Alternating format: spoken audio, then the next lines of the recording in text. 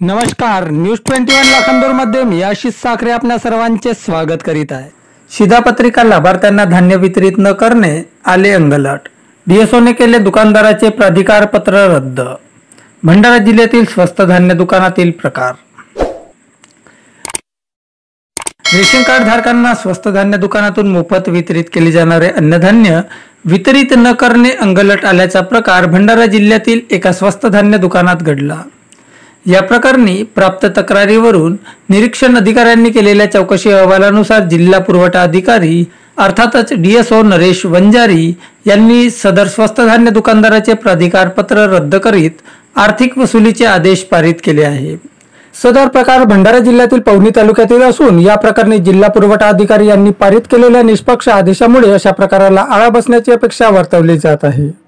जिल्ह्यात पवनी तालुक्यातील अडाळ येथील स्वस्त धान्य दुकानदार जमील खा रमजान खान पठाण यांनी त्यांच्या रेशन दुकानातील 123 शिधापत्रिका लाभार्थ्यांना फेब्रुवारी 2025 चे धान्य वितरित केले नसल्याच्या आशयाची तक्रार प्राप्त झाली होती।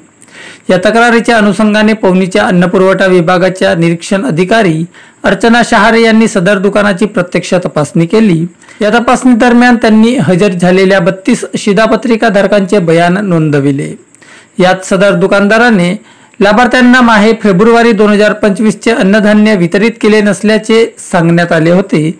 तसेच या चौकशी दरम्यान तपासणीत 11.3 क्विंटल गहू, 20.77 क्विंटल तांदूळ तर 20 किलो साखर कमी आढळून आली होती।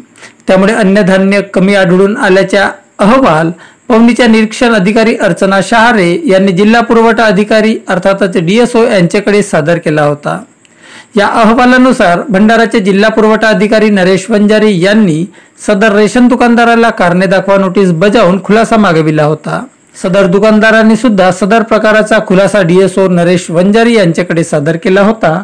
मात्र सदर रेशन दुकानदाराने सादर केलेला खुलासा असमाधानकारक असल्याने जिल्हा पुरवठा अधिकारी नरेश वंजारी यांनी सदर स्वस्त धान्य दुकानदाराचे प्राधिकार पत्र रद्द करीत संपूर्ण अनामत रक्कम जमा करण्याचे आदेश 21 एप्रिल रोजी पारित केले आहे। तसेच कमी आढळून आलेल्या धान्याचे एकूण 1,24,846 रुपये वसुलीचे आदेश पारित केले आहे।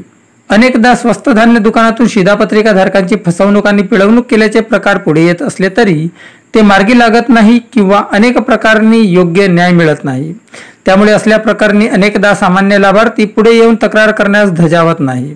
अशातच भंडारा जिल्ह्यातील पवनी शहरातील या स्वस्त धान्य दुकानदाराच्या प्रकरणी जिल्हा पुरवठा अधिकाऱ्यांनी निष्पक्ष चौकशी लावीत ठोस शिक्षा दिल्याने आता अशा प्रकरणावर चाप बसण्याची शक्यता वर्तवली जात आहे।